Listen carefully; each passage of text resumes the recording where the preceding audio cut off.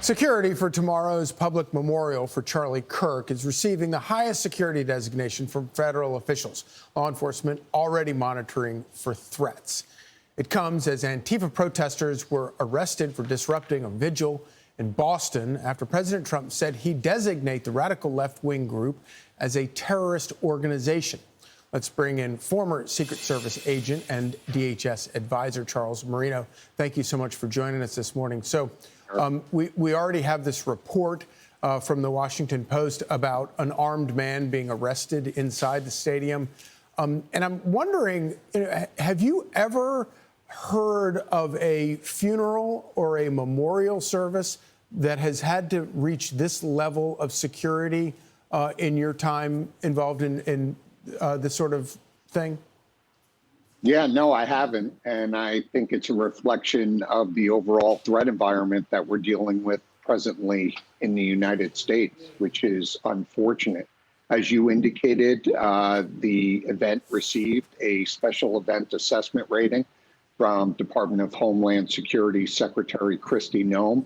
That was the right decision. Not only are you going to have the president, vice president, other senior leaders from the government, but you're going to have other delegates from around the country that bring a high level of visibility to this event. And then there's, of course, the nature of Charlie Kirk and the fact that this is an event in his honor and what that may bring to bear in the form of additional threats. So it's the right decision. What this designation does is it allots a vast array of resources to assist the United States Secret Service, who will take the primary role in leading this operation because of the very fact that the President of the United States will be there.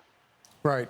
It's truly incredible to think that you have to have, for a funeral, you have to have security like this. I want to change gears a little bit here and ask you about this. The Trump administration has now delivered 4 straight months of 0 releases at the border. This comes as nationwide crossings remain 93% lower than the peak under the Biden administration's open border policies.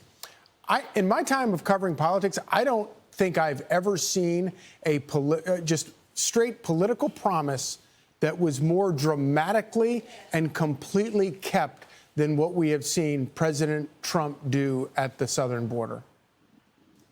That's exactly right. And President Trump still maintains the political will to continue to do the job because the vast majority of the American people are behind him. They were behind him in the campaign when he approached discussing this issue and the importance that it represented to our homeland and national security.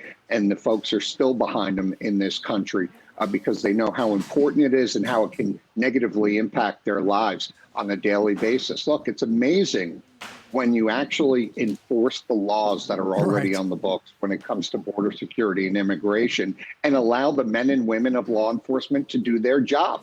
And this is not a singularly focused strategy by the Trump administration. He's also dealing with the interior of the country, those that were let in unvetted illegally. He's dealing with our international partners to finally hold them accountable and say, look, you got to be a part of the solution as opposed to remaining a part of the problem. And he's redesignated the cartels as terrorist organizations. All of these things are working in great synergy to achieve the results that we're seeing today. It's real basic. Enforce the laws. Charles Marino, thank you so much for joining us. Good to see you. I'm Steve Doocy. I'm Brian Kilmeade. And I'm Ainsley Earhart. And click here to subscribe to the Fox News YouTube page to catch our hottest interviews and most compelling analysis.